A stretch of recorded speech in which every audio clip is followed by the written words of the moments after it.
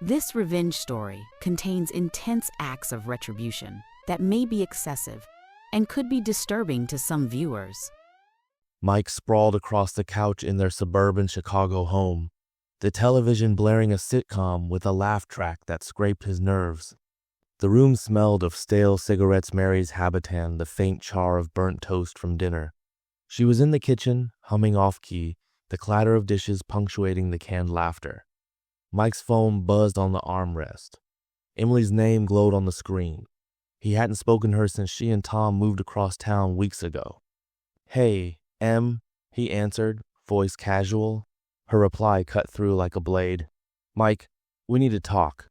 Alone. Don't tell Mary." His stomach lurched. He glanced at Mary, wiping the counter, unaware. "What's wrong?" he pressed, throat tight. "Not now. Tomorrow, noon, the diner on 5th. The line went dead." He stared at the phone, pulse quickening. Emily didn't play games. Was it Tom? Money? Something worse? Who was that? Mary called, eyes on her task. "Emily, just saying hi," he lied, forcing calm. She grunted, focused on the television now flickering in the corner. Mike tried to watch, but the laugh track turned sinister, each burst stoking the unease coiling inside him. The living room shrank, the air thickening with cigarette haze. Mary flopped beside him, reeking of smoke and dish soap. He studied her messy bun, tired eyes. They'd been off lately, hadn't they? Silent gaps, avoided looks. He pushed the thought down. Emily probably needed help, nothing more. But her words looped in his head, sharp and urgent, refusing to fade. He flipped channels, restless. Mary lit another cigarette, the lighter's flame dancing briefly. "You okay?" she asked, exhaling a plume. "Yeah, tired," he mumbled. She shrugged, gaze drifting back to the screen. He wanted to demand answers, shake her out of her calm. But he held back. Emily's call came first. The clock crawled past midnight, and he lay in bed, eyes wide, her voice echoing. "Alone. Don't tell Mary." Sleep stayed out of reach. The diner was a relic, tucked off the highway with a flickering neon sign that buzzed faintly over the door. Inside, the air hung heavy with grease and burnt coffee, the kind of smell that clung to your clothes long after you left. Red vinyl booths, cracked and peeling, lined the walls, and a jukebox hummed a scratchy tune in the corner. Mike pushed through the door, the bell jangling overhead, and spotted Emily in the back. She sat hunched over a chipped mug, her blonde hair a wild tangle, eyes hollowed out by sleepless nights. She barely glanced up as he approached, just mumbled, "Glad you came," her voice thin against the clatter of dishes. Mike slid into the booth opposite her, the seat groaning under him. "What's this about, Em?" he asked, keeping his tone even despite the knot tightening in his chest. She didn't reply at first, just pushed her phone across the table with a shaky hand. The screen lit up, and there it was. A photo of Mary, his Mary, arm looped through Tom's, both of them grinning like kids caught sneaking candy. Mike swiped, jaw tightening.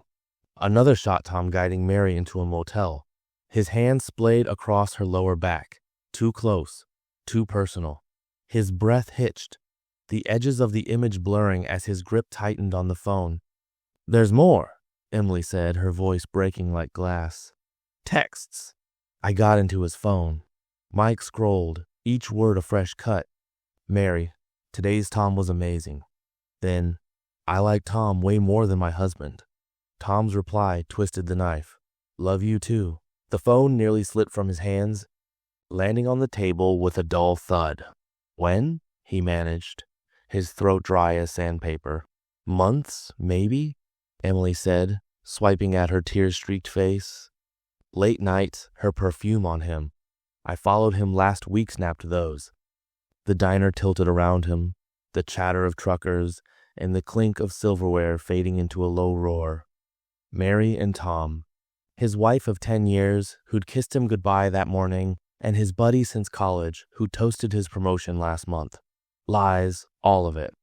"Mike, I'm sorry," Emily said, her cold fingers brushing his hand. He flinched, the touch yanking him back to the present. "What now?" she asked, her voice raw, searching. Anger surged, hot and jagged, drowning the shock. "I need proof," he said low and steady. "My own proof. I can't just trust this." Emily nodded, her lips a tight line. "I'll help. We'll get it." He gave a curt nod. They'd underestimated him. Big mistake. Silence settled between them, heavy as the humid air. Emily sipped her coffee, the mug trembling in her grip. "Remember that barbecue?" she said suddenly, staring past him. "You and me sneaking beers out back?" Mike huffed, the memory sharp-edged. "Yeah," Tom torched the burgers. Her laugh was brittle. Simpler days. Before this betrayal, sliced them open. His fist clenched beneath the table. He'd make them pay. A waitress ambled over, pot in hand, refilling Emily's mug with a lazy pour. Mike waved her off his stomach was a clenched fist. No room for anything else. "How'd you know?" he asked, voice rough. Emily sighed, tracing the mug's rim. "His phone. Left it unlocked one night. Text popped up." She paused, eyes distant. "Didn't want it to be real either." Mike stared at the table. It scratches a map of someone else's history. "I need to see it," he said half to himself. "Can't just—" "I get it," she interrupted, firm now. "We'll get solid proof." Her gaze sharpened, mirroring his resolve. He leaned back, the booth creaking again. "Tomorrow," he said, wheels turning. "We plan it. Hard evidence." Emily nodded. "I've got a schedule. She's meeting him soon." His nails dug into his palms, the pain grounding him. "Perfect. We'll be there." The jukebox shifted to a jaunty song, mocking the storm in his chest. Trust was dead buried under those photos and texts. Mike slid the phone back to her, screen blank now. "Thanks, Em," he said, voice tight. Her eyes shimmered. "We'll survive this," she whispered, more hope than certainty. He nodded, not sure he believed it. One thing was clear. He'd see the truth for himself, and when he did, there'd be hell to pay. Mike crouched in the shadowed living room, the small recording device cold against his sweaty palm. The house was still, save for the faint buzz of the refrigerator and the occasional groan of the old floorboards.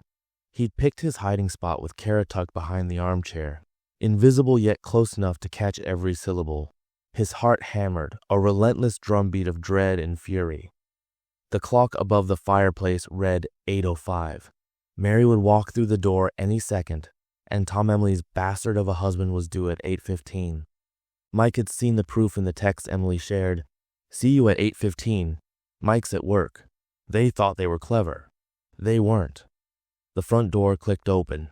Mike's thumb twitched over the record button as Mary's heels clacked across the hardwood. "Mike? You home?" she called, her voice light, oblivious. He stayed silent, invisible. She'd assumed he was still at the office, buried in spreadsheets. Exactly as he wanted. The keys jangled onto the kitchen counter, and Mike pressed record. A tiny red light flared to life, steady and accusing. The doorbell chimed. Mary's footsteps sped up, and the door swung wide. "Hey, you," she said, her tone dripping with honey. Tom's deep chuckle answered. "Hey yourself," he replied, followed by the soft thud of the door closing and the unmistakable sound of a kiss. Mike's gut twisted, bile rising. He gripped the recorder tighter, nails digging into his palm. He wanted to lunge out, smash Tom's smug face into the wall, but no evidence first. He'd get them cold. They flopped onto the couch, just yards from Mike's hiding spot. The springs creaked under their weight. "Mike's gone, right?" Tom asked, a flicker of unease in his voice. Mary laughed, sharp and careless. "Yeah, he's stuck at work. Won't be back for hours." Tom exhaled. "Good. Can't have him barging in." Mike's teeth ground together. Barging in. Like he was the intruder in his own damn house. "You're such a worrier," Mary teased, her voice playful. "It's adorable." Tom snorted. "Not worried. Just don't want to lose what we've got." Another kiss, longer this time, the sound clawing at Mike's nerves. "Speaking of," Mary said, her tone shifting, "Emily's been off. Keeps asking where you are." Tom groaned. "She's sniffing around. Caught me texting you last Tuesday." Mary's breath hitched. "What'd you say?" Brushed her off, Tom replied. But she's got her eyes on me. We need to watch it. Mike's pulse raced. Emily had been right, they were sloppy, too cocky for their own good. Maybe we should lay low, Mary said, hesitant for once. Tom's laugh cut through the air. Hell, no, I'm not letting go of this. Another kiss. You're worth it. Mary giggled, the sound like nails on a chalkboard to Mike. You're trouble, she murmured. Only the best kind, Tom shot back, all swagger. Their talk veered to trivial stuff-work gripes. A movie they'd seen, but Mike stayed rigid, the recorder drinking it all in. Then Mary's voice dropped, soft and serious. I wasn't kidding, you know, about liking you more than Mike. Tom didn't miss a beat. I know. Same here. Silence stretched, heavy. Then Mary whispered, Sometimes I think about just leaving, you and me. Tom's reply was firm. We will, soon as we ditch the dead weight. Mike's breath snagged in his throat. Dead weight. That's what he was to her. Fury surged, hot and blinding, but he forced it down. The recorder hummed, capturing every word. Mary sighed. Emily won't let you go easy. She's sharp. Tom's tone turned sour. She can fight all she wants. I'm over her. A pause. And Mike? Guy's got no clue. Won't know what hit him. The word slammed into Mike like a fist. No clue. His hands trembled, the recorder wobbling. He wasn't clueless Noe was armed. The couch creaked as they moved, voices fading to murmurs. Mike had what he needed, more than he'd bargained for. He waited, lungs burning, until Tom finally stood. Tomorrow? Mary asked, syrup sweet. Same time, Tom said. The door opened, shut, and Mary's footsteps drifted toward the bedroom. Mike slipped out from behind the chair, silent as a ghost, and darted out the back door into the night. In his car, he replayed the tape, each word slicing deeper. Mary's flirty laugh, Tom's arrogant sight was all there, a noose tightening around them. Pain gnawed at him, but something harder settled in his chest. They thought they'd bury him. They were wrong. He'd bury them first. The cafe hummed with the soft murmur of conversation, the clink of porcelain cups against saucers, and the occasional hiss of the espresso machine. It was mid-afternoon, and sunlight poured through the tall windows, bathing the room in a warm golden hue. Alex sat at a small table tucked into the corner, their hands wrapped around a mug of coffee that had gone cold ages ago. The steam had long since faded, leaving only a faint ring of brown at the edges. They glanced at their phone. 2:47 p.m. Sam was late, which wasn't unusual, but today it made Alex's stomach twist with extra knots. They needed to get this over with. The bell above the door jingled, and Alex's head snapped up. Sam burst in, their coat flapping as they navigated the maze of tables, a sheepish grin already plastered across their face. Traffic was a nightmare, they said, dropping into the chair across from Alex with a dramatic sigh. You'd think the city would figure out roadwork by now. Alex forced a smile, though it felt brittle. It's fine. I got you a latte. Sam's eyes brightened as they reached for the cup waiting on the table. You're a saint, they said, taking a long sip before settling back in their seat. They tilted their head, studying Alex with a mix of curiosity and concern. Okay, Spill. You sounded like the world was ending when you called. What's going on? Alex's fingers tightened around their mug until their knuckles whitened. This was it, the moment they'd been rehearsing in their head for weeks. The moment they'd been dreading and craving all at once. Their throat felt dry, their tongue heavy. I need to tell you something, they said, their voice barely audible over the cafe's ambient noise. Something big. Sam set their latte down, leaning forward slightly. All right, I'm all ears. The words stuck in Alex's throat like a lump of clay. They'd practiced this standing in front of their bathroom mirror, pacing their apartment late at night, but now, with Sam's steady gaze fixed on them, every rehearsed line vanished. It's about me, they managed, staring into the dark surface of their coffee, as if it might offer an escape. Sam's brow furrowed, but their tone stayed gentle. Alex, whatever it is, you can say it. You know I've got your back. Alex nodded, though doubt gnawed at them. They took a shaky breath, feeling the weight of the secret they'd carried for years pressing down harder than ever. "I've been hiding something," they said at last, the words spilling out in a rush. "Something I've been too scared to tell anyone. I'm not straight." Silence stretched between them for a heartbeat, and Alex's chest tightened. They braced for shock, disappointment, maybe even anger. But when they risked a glance at Sam, they found only warmth in their friend's eyes. "Alex," Sam said softly, "that's okay. Really." Alex blinked, caught off guard. "You're not surprised?" Sam chuckled, a low, reassuring sound. "I mean, I had a hunch. You've been dropping hints for a while. Those late-night talks about hypothetical crushes didn't fool me. But I wasn't going to push. I figured you'd come to me when you were ready." Relief crashed over Alex like a wave, so intense it nearly knocked the breath from their lungs. Their eyes stung, and they blinked rapidly to keep the tears at bay. "I was so afraid," they admitted, their voice trembling. "Afraid you'd look at me differently." Sam reached across the table, resting a hand over Alex's. "You're my best friend, dummy. Nothing's changing that. I'm here for you always." The knot in Alex's chest began to unravel, replaced by a tentative warmth. "Thank you," they whispered, the words thick with emotion. Sam smiled, but their expression turned serious. "So what's been going on? Why tell me now?" Alex hesitated, then plunged ahead. "There's someone I've been seeing, secretly. It's getting serious, and I don't know what to do. I'm terrified of what happens if people find out." Sam's eyebrows shot up. "Okay, now you've got my attention. Who is it? Do I know them?" Alex swallowed hard. "It's Jamie," they said, naming their mutual friend. Sam's jaw dropped slightly. "Jamie? Seriously? I mean, Jamie's awesome, but wow, I didn't see that coming. What's the problem?" "The problem is, I'm not out," Alex said, frustration bubbling up. "Neither is Jamie. We're both scared of our families, our friends, everything. It feels like we're stuck, and I don't know how to move forward without it all blowing up." Sam leaned back, tapping their fingers against the table as they thought. "That's heavy, but you don't have to figure it out alone. You've got me for starters, and I bet there are others who'd support you too." Alex shook their head. "I don't know.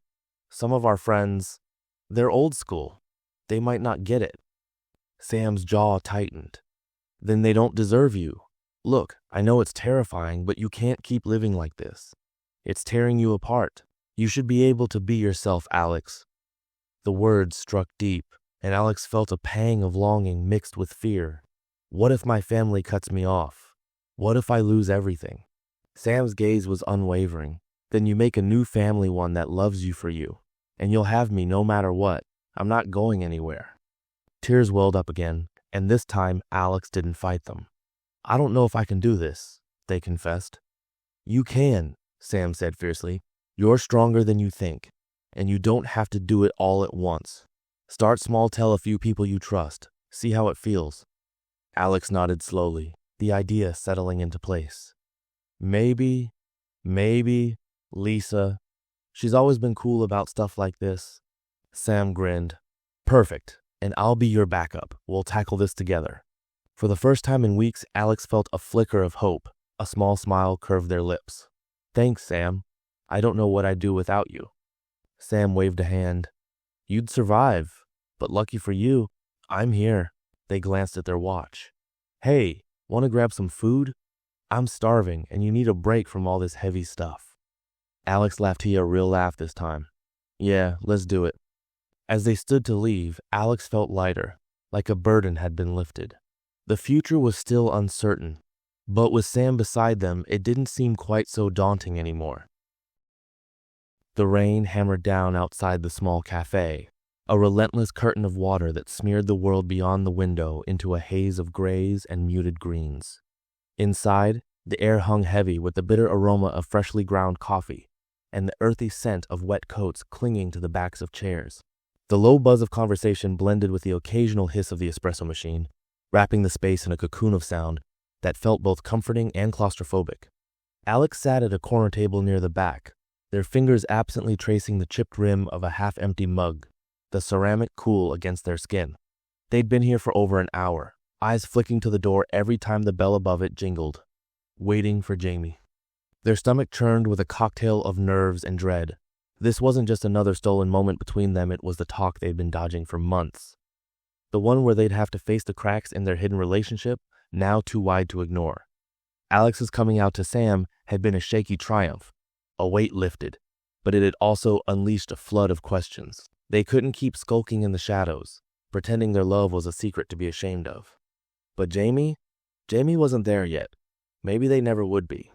The bell chimed again, sharp and clear through the hum of the cafe, and this time it was Jamie who stepped inside. Rain dripped from their dark hair as they shook it out, their cautious gaze sweeping the room. When they spotted Alex, a faint smile curved their lips, but it didn't touch their eyes. They looked exhausted beyond the kind of tired that coffee could fix. Alex's chest tightened. They knew that look too well. It mirrored their own reflection most days. "Hey," Jamie said, their voice soft as they slid into the chair across from Alex. They shrugged off their soaked jacket, draping it over the seat with slow, deliberate movements, like they were buying time. "Sorry I'm late. Traffic was a nightmare out there." Alex nodded, their throat too tight to manage more than a small, "It's okay." They nudged the untouched mug in front of Jamie's spot. "Got you a coffee." Jamie's hands curled around it, staring into the dark surface, as if it might offer an escape. "Thanks," they muttered, but they didn't take a sip. Instead, they lifted their eyes to meet Alex's steady and searching. "So, you wanted to talk?" Alex's pulse spiked. They'd run through this moment 100 times in their head, but now, with Jamie right there, the words felt like a jumbled mess. "Yeah," they said, barely above a whisper. "I think we need to." Jamie's jaw clenched, and they looked away, fingers tapping a restless beat against the table. "About us, right? About everything." Alex nodded, their chest aching like it might cave in. "I told Sam," they blurted, the confession spilling out before they could reel it back. "About me. About us." Jamie's eyes snapped wide, a flicker of panic lighting them up. "You what?" "I didn't plan to," Alex rushed on, leaning forward. "It just happened. I was terrified. But Sam, they were amazing, Jamie. Supportive. No judgment." Jamie's face softened a fraction, but their shoulders stayed rigid. "That's awesome for you, Alex. Seriously. But it's not the same for me. You know that." Alex did know. Jamie's family was a different beast old school, unyielding. The type who'd see this as a betrayal. Maybe even shut Jamie out for good. Alex's own family wasn't a picnic, but there was a sliver of hope for understanding. Jamie didn't have that. "I know," Alex said, their voice wobbling. "I'm not pushing you to come out. Not yet. But this sneaking around, lying, it's tearing me apart." Jamie's grip tightened on the mug, knuckles whitening. "You think it's not tearing me up too?" they said, their voice low and jagged. "Every time we're together, I feel like I'm splitting in two. But I don't get to choose, Alex. If my family finds out..." Alex reached across the table, their fingers grazing Jamie's. "I get it. I do. But we can't keep going like this. It's not fair to either of us." Jamie pulled back, crossing their arms like a shield. "So what are you saying? You want to call it quits?" The words slammed into Alex, stealing their breath. "No," they said, voice cracking. "God, no, I love you, Jamie. But I don't know how to keep doing this. It's like we're frozen, and I'm scared we'll never move." Jamie's eyes glistened, and they blinked fast, turning their head away. "I love you too," they whispered, so quiet it almost drowned in the cafe's noise. "More than anything, but I don't know if I can be what you need. Not right now." The silence that followed was suffocating, pressing down on Alex until they could hardly breathe. Their throat burned, and they swallowed against the lump rising there. "So what do we do?" they asked, voice barely holding together. Jamie stared at the rain-streaked window, their face unreadable. When they finally spoke, their voice was thick, raw. "Maybe we need a break. Some space to figure ourselves out." Alex's heart sank, a cold weight settling in their gut. "You mean break up?" Jamie flinched, like the word physically stung. "I don't know," they said, voice fracturing. "I just know I can't be what you need right now. And it's not fair to keep dragging you through this." Tears spilled down Alex's cheeks, and they let them fall, too tired to care. "It's not fair to you either," they said, trembling. "You deserve to be happy, Jamie. To be you." Jamie's laugh was sharp, bitter. I don't even know who that is anymore. The quiet stretched on, heavy and unbearable. The cafe's warmth turned stifling, the air too dense to draw in. Alex's chest throbbed with all the things they wanted to say, promises they couldn't keep. I don't want to lose you, they whispered. Jamie's eyes met theirs, raw and unguarded for a fleeting second. I don't want to lose you either, they said, voice rough, but I don't know how to hold on to you without breaking you more. Alex's breath caught, and they reached for Jamie's hand again, clinging tight. Then let's figure it out together, please. We can go slow, take it step by step. Just don't leave. Not yet. Jamie hesitated, their fingers curling around Alex's in return. I'm scared, they admitted, voice so soft it nearly vanished. Me too, Alex said, squeezing harder. But we're better together. We can do this. For a long beat, Jamie said nothing. Their gaze locked on Alex's, searching. Then, slowly, they nodded. Okay, they said, shaky but firm. We'll try. Relief crashed over Alex, tangled with the fear still gnawing at them. It wasn't a fix knot yet, but it was something. A lifeline. For now, that had to be enough. The rain outside softened, the downpour easing into a gentle tap against the glass. The blurred world sharpened, edges coming back into focus. Alex gave Jamie's hand one last squeeze before letting go, a shaky smile breaking through. Let's get out of here, they said. Take a walk, clear our heads. Jamie nodded, their own smile small but real. Yeah, that sounds good. They stood together, leaving the cafe behind as they stepped into the cool, damp air. The storm had passed for the moment, and the road ahead, uncertain as it was, felt a little less impossible with Jamie beside them. The park stretched out in quiet stillness, bathed in the warm glow of late afternoon. The sun hung low, casting long shadows across the grass, while a gentle breeze stirred the leaves above. Alex and Jamie walked slowly along the winding path, their steps soft against the earth. The silence between them wasn't strained, it felt like a pause, a breath held before something new. They stopped at a weathered bench beneath an old oak and sat, the wood cool beneath their palms. Alex's gaze drifted to the horizon, where the sun painted the sky in hues of pink and orange. Jamie stared too, though their thoughts seemed to linger elsewhere, caught in a web of unspoken words. I didn't think we'd make it here, Jamie said at last, their voice quiet, almost swallowed by the wind. Alex turned, catching the tension in Jamie's jaw, the faint worry etched between their brows. To the park? They teased, a faint smile breaking through. Jamie let out a small laugh. No to thesis sitting here not running. Alex's smile softened, eyes warm. Yeah, me neither. A beat passed, filled with the distant drone of cicadas. Jamie's fingers tapped nervously on the bench. I'm still scared, they confessed, staring at the ground. Of what's next. Of everything. Alex nodded, recognizing their own unease in Jamie's words. Me too. But we're here. That counts. Jamie glanced up, their eyes locking with Alex's. You think we can do this? Alex's hand slid closer, brushing Jamie's. I think we're trying. That's enough for now. Jamie's fingers hesitated, then closed around Alex's, warm and unsure. I don't want to mess this up, they murmured. You won't, Alex said, voice firm. We'll mess it up together, probably. Then we'll fix it together too. Jamie's laugh was soft, a release of pent-up fear. That sounds like us. The sun sank lower, their shadows stretching thin across the path. Alex leaned back, their shoulder grazing Jamie's.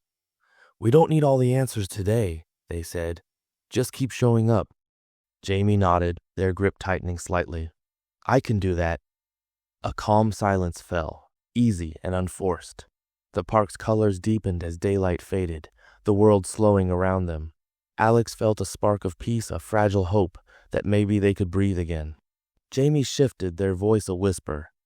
Thank you for not giving up on me. Alex's chest tightened. They turned, meeting Jamie's gaze. Never. The word landed softly, steady, and sure. Jamie's smile was faint but genuine, a crack of light in the dusk. As stars began to pierce the darkening sky, they sat together, hands linked, watching the day fade. The future was uncertain, but for now, they had this in each other. It was enough.